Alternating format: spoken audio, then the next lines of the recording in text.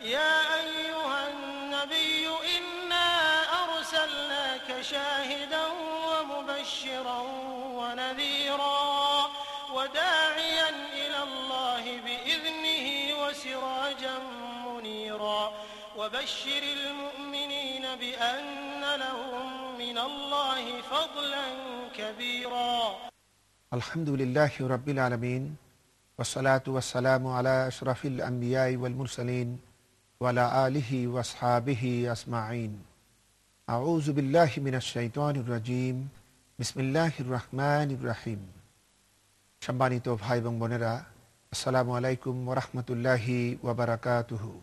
আমরা আল্লাহ রাব্বুল ইজ্জত ওয়াল জালালের দরবারে তার অফুরন্ত অনুগ্রহের শুকর আদায় করি, যিনি প্রতিদিনকার মতো আজও আমাদেরকে ইসলামিক টিভি কর্তৃক আয়োজিত সিরাজুম মুনিরা অনুষ্ঠানে আমাদেরকে উপস্থিত থাকার সুযোগ করে দিলেন। এজন্য আমরা পড়ি আলহামদুলিল্লাহ। সম্মানিত ভাই এবং বোনেরা, বিগত পর্বে আমরা আলোচনা করছিলাম রাসূল পাক সাল্লাল্লাহু আলাইহি ওয়াসাল্লামের দ্বীনি দাওয়াতের পথে কাফের মুশরিকরা কিভাবে তার বিরোধিতা করার জন্য পরিকল্পনা করল। সেই সমস্ত কথা বলতে গিয়ে আমরা বলছিলাম, চিরদিনই দ্বীন ইসলামের অগ্রযাত্রার পথে দ্বীনের দুশমনেরা যে কার্যক্রম নিয়ে এগোয় তার প্রথমটি হচ্ছে অপপ্রচার। কিন্তু তারা জানে না দ্বীন ইসলামকে প্রতিষ্ঠা করেছেন, প্রতিষ্ঠা করবেন, প্রতিষ্ঠা রেখেছেন স্বয়ং আল্লাহ রাব্বুল আলামিন। তাই কোরআনে কারীমের সূরাতুন নামল, কোরআনে কারীমের ২৭ নম্বর সূরা আয়াতে কারীমা হচ্ছে ৫০। আল্লাহ পাক পবিত্র কোরআনে বলছেন, ওয়া মাকারু মাকরান ওয়া মাকারনা মাকরান। তারা তাদের সমস্ত শক্তি সামর্থ্যকে উজাড় করে তারা এর বিরুদ্ধে পরিকল্পনা করে, আর আল্লাহ পাকও একটি পরিকল্পনা করেন তার শান অনুযায়ী। তাই আমরা দেখতে পাই ওয়ালিদ বিন মুগিরার নেতৃত্বে কুরাইশের লোকেরা দ্বীন ইসলামের দাওয়াতকে মোকাবেলার জন্য যে অপপ্রচার করার সিদ্ধান্ত নিল, যে কোরআনকে বলবে জাদু আর রাসূলকে বলবে জাদুকর। কিন্তু আমরা দেখতে পাই ইতিহাসের দিকে যে তাদের সমস্ত পরিকল্পনা অবশেষে বুমেরাং হয়ে গেল। পরবর্তীতে বরং তারা কি করলো, বিভিন্ন জাতি বা বিভিন্ন এলাকার লোকেরা মুহাম্মদ সাল্লাল্লাহু আলাইহি সাল্লামের নামটাও তখন পর্যন্ত জানতো না, কিন্তু তারা অপপ্রচার করতে গিয়ে প্রত্যেকটি গোত্রের ঘরে ঘরে তারা নিজেদের মুখে মুহাম্মদ সাল্লাল্লাহু আলাইহি ওয়াসাল্লামটা, এই নামটি তারা সকলের ঘরে ঘরে পৌঁছে দিল। সুবহানাল্লাহি বিহামদিহি। এটা হলো তাদের কর্মসূচির প্রথম পরাজয়। এর পরবর্তীতে তাদের মুখ থেকে যে কথা বের হলো রাসূলের বিরুদ্ধে, এই কথাগুলি সব পৌঁছে গেল। মানুষের ভিতরে কৌতূহল তৈরি হলো, মানুষের ভিতরে প্রশ্ন এলো, যে লোকটাকে এত বড় জাদুকর বলা হচ্ছে, সেই জাদুকরটি না কেমন। তাদের ভিতরে একটি কৌতূহল দানা বাঁধল, তারা তাকে দেখতে চাইল। পরিণামে আমরা দেখতে পাই যে তাদের এই অপপ্রচারের প্রতিক্রিয়ায় অসংখ্য মানুষ ইসলামে প্রবেশ করল। যেমন দাউস গোত্রের একজন সম্ভ্রান্ত দলপতি, এবং তিনি কবিও ছিলেন, তার নাম ছিল তুফাইল বিন আমর। তিনি বলেছেন তার এই ইসলাম গ্রহণের কাহিনীর বর্ণনায় যে আমি যখন কোনো কাজে মক্কাতে এলাম, কুরাইশের লোকেরা আমাকে চারিদিক থেকে ধরে এমনভাবে আমার কানটা ঝালাপালা করে দিল মুহাম্মদ সাল্লাল্লাহু আলাইহি সাল্লামের বিরুদ্ধে, যে আমি শেষে সিদ্ধান্ত নিলাম, ঠিক আছে, ওই লোকটি থেকে আমি দূরে থাকব। এরপরে যখন আমি কাবার দিকে অগ্রসর হয়েছি, তখন হঠাৎ করে আমার নজর গেল যে ওখানে মুহাম্মদ সাল্লাল্লাহু আলাইহি সাল্লাম নামাজ আদায় করছেন। তুফাইল বিন আমর কানের ভিতরে তুলা গুজে দিয়েই সেখানে গিয়েছে কথা শুনবে না বলে, কিন্তু আল্লাহ পাকের অমোঘ ইশারায় রাসূল পাক সাল্লাল্লাহু আলাইহি সাল্লামের আপন জবানে তেলাওয়াতকৃত কোরআনে কারীম তার তুলার ছিদ্র পথেই তুফাইল বিন আমরের কর্ণকুহরে প্রবেশ করে তার কলিজায় স্পর্শ করেছে। তুফাইল বিন আমর থমকে দাঁড়ালেন। তিনি চিন্তা করলেন, আমি যুবক মানুষ, আমি তো শিশু নই, আমি কিছু লেখাপড়াও করছি, কবিতাও তো আমি বুঝি, একেবারে জ্ঞান কম তো আর আমার নয়।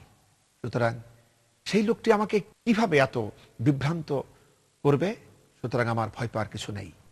তিনি কিছুক্ষণ থমকে দাঁড়ালেন। নামাজরত হুজুর সাল্লাল্লাহু আলাইহি ওয়াসাল্লামের পবিত্র জবানের উচ্চারিত কোরআনে কারীম শুনলেন। তার বড্ড ভালো লাগলো। নামাজ শেষ করে হুজুর যখন বাড়ির পথে রওনা হয়েছেন। তুফাইল বিন আমর পিছু পিছু গিয়ে হুজুরের বাড়ি পৌঁছালো। এরপর তিনি বললেন যে, ইয়া রাসূলুল্লাহ সাল্লাল্লাহু আলাইহি ওয়াসাল্লাম, মক্কাবাসীর কাছ থেকে আপনার বিরুদ্ধে বহু কথা শুনেছি। এতে আমি কানে তুলা দিয়েই কাবা শরীফের সন্নিকটে গিয়েছিলাম, কিন্তু আপনার নামাজরত অবস্থার তেলাওয়াত আমার কর্ণকুহরে প্রবেশ করে আমাকে ব্যাপক আকারে আকর্ষিত করেছে। আমি আপনার কাছ থেকে কিছু শুনতে চাই। হুজুর সাল্লাল্লাহু আলাইহি সাল্লাম তাকে যখন দাওয়াত দিলেন, তুফাইল বিন আমর দেরি না করেই কলেমা তাওহীদের ঘোষণা তিনি প্রদান করে মুসলমান হয়ে গেলেন। এরপরে তিনি হুজুরের কাছে অনুমতি নিয়ে নিজের গোত্রে ফিরে গেলেন। গোত্রে ফিরে গিয়ে দ্বীনের দাওয়াতে নিয়োজিত হলেন। তিনি সর্বপ্রথম তার পিতাকে ডাকলেন। পিতা আসার পর তিনি পিতাকে বললেন যে, আব্বাজান, আমি আপনার কেউ নই, আর আপনিও আমার কেউ নন, সুতরাং এখন থেকে আপনি আমার থেকে দূরে থাকবেন।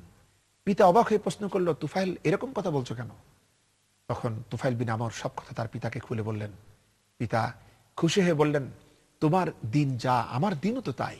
এই কথা বলে তিনি ইসলামে দীক্ষা নিলেন। এরপর তার স্ত্রী এলো, স্ত্রীকেও তিনি একই কথা বললেন। স্ত্রীও তখন তার বক্তব্য শুনে তার কাছে ইসলাম গ্রহণ করলেন। পরবর্তীতে তিনি দিন ইসলামের দাওয়াত পেশ করতে থাকলেন তার গোত্রের ভিতরে। লোকেরা সহজে যখন তার দাওয়াত গ্রহণ করছিল না, বরং ইতস্তত করছিল, তখন তিনি আরেকবার মক্কাতে এসে হুজুরের কাছে সাক্ষাৎ করে দোয়া চাইলেন যে, আপনি দোয়া করুন, কারণ আমার দাউস গোত্র গাফলতির শিকার, তাদের হেদায়েতের জন্য দোয়া করুন। হুজুর দোয়া করলেন, পরামর্শ দিলেন ধৈর্য এবং সহনশীলতার এবং ভদ্র ব্যবহারের। এরপরে তুফাইল বিন আমর তার গোত্রের লোকদেরকে দাওয়াত দিয়ে এত সংখ্যক মানুষ তার গোত্রে ইসলাম গ্রহণ করলো যে পরবর্তীতে খাইবার যুদ্ধের সময় তুফাইল বিন আমরের নেতৃত্বে অন্তত 70-80টা পরিবার তার গোত্র থেকে রাসূলের দলভুক্ত হওয়ার জন্য তারা রওনা হয়ে গিয়েছিল। সম্মানিত ভাই এবং বোনেরা, এভাবে কুরাইশদের দাওয়াত সকল দিক থেকে বুমেরাং হতে থাকলো। আবু যর গিফারি, যিনি ছিলেন গিফার গোত্রের, তার পূর্ব নাম ছিল জুনদুব বিন জুনাদা। তিনি রাজপথে ডাকাতি করার জন্য মশহুর ছিলেন, তার গোত্ররাও তাই করত। তিনি হিংস্র জন্তুর মতো ভয়ঙ্কর ভাবে তিনি ব্যবসায়ী কাহিলার উপরে হামলা করতে পারতেন। কিন্তু ইসলাম গ্রহণের 3 বছর আগে তার ভিতরে এক পরিবর্তন আসলো এবং তিনি এসব কিছু ছেড়ে দিয়ে ভালো হতে থাকলেন। এমন সময় মক্কা থেকে বিভিন্ন লোকের মাধ্যমে তার কাছে মুহাম্মদ সাল্লাল্লাহু আলাইহি ওয়াসাল্লাম এই নামটি ভেসে এলো। তিনি তখন তার ভাই উনাইসকে পাঠালেন মক্কাতে বিস্তারিত খবর জানার জন্য। উনাইস এসে খবর দিল, তিনি তাতে তৃপ্ত হতে পারলেন না। অবশেষে তিনিই গেলেন এবং কয়েকদিন অবস্থানের পর হযরত আলীর সঙ্গে হযরত আলী রাদিয়াল্লাহু তাআলা আনহুর সঙ্গে যখন তার সাক্ষাৎ হলো, হযরত আলী রাদিয়াল্লাহু তাআলা আনহু তার আগমনের হেতু কি জানতে চাইলেন। তিনি তখন এক পর্যায়ে বললেন, তার আগমনের হেতুটা গোপন রেখে শর্ত দিয়ে তিনি বললেন। এরপর হযরত আলী রাদিয়াল্লাহু তাআলা আনহুর মাধ্যমে আবু যর গিফারি রাসূলের সান্নিধ্যে উপস্থিত হতে পারেন এবং তিনি ইসলাম গ্রহণ করেন হুজুরের পবিত্র মুখের বাণী শ্রবণের পর। এরপর আবু যর গিফারি বললেন যে, রাসূল যখন তাকে বললেন, তুমি এবার ফিরে যাও, তোমার গোত্রিক ইসলামের দাওয়াত দাও, কিন্তু আবু যর গিফারি প্রথম ঈমানের ছোঁয়ায় এতখানি উদ্বেলিত হলেন যে তিনি সিদ্ধান্ত নিলেন, আমি সর্বপ্রথম ঈমানের এই ঘোষণা মক্কা শরীফে শোনায় যাব। এই কথা মনে করে তিনি মসজিদুল হারামে অগ্রসর হয়ে কুরাইশদের বৈঠকের সামনে দাঁড়িয়েই তিনি প্রচন্ড উচ্চ শব্দে তিনি কলেমা শাহাদাতের ঘোষণা দিলেন। কুরাইশ মুশরিকেরা তারা হঠাৎ করে অবাক হলো এবং তারা পরবর্তীতেই আবু যর গিফারির উপরে ঝাঁপায় পড়ল এবং তার প্রতি তাকে মারধর করল এবং তাকে শেষ পর্যন্ত বেহুশি করে ফেলল। এই সময় রাসূলের চাচা হযরত আব্বাস রাদিয়াল্লাহু তাআলা আনহু তিনি তখন ইসলাম গ্রহণ করেন নাই। তিনি তখন এগিয়ে এলেন এবং তাদেরকে বললেন, তোমরা এটা কি করো? এই লোক তো গিফার গোত্রের, যাদের গোত্রের পাশ দিয়ে তোমাদের ব্যবসায়ী কাফেলাগুলো যায়, তোমরা এটা কি করছো? এরপর লোকেরা তাকে ছেড়ে দিল। কিন্তু আবু যর গিফারি রাদিয়াল্লাহু তাআলা আনহু পরদিন আবার একই ঘটনা ঘটালেন এবং যা হবার তাই হলো। এরপর আবু যর গিফারি ফিরে চললেন তার গোত্রে এবং তিনি সেখানেও দাওয়াতি কাজ করলেন এবং সেখানেও বিপুল সংখ্যক মানুষ ইসলামে দীক্ষা গ্রহণ করলো।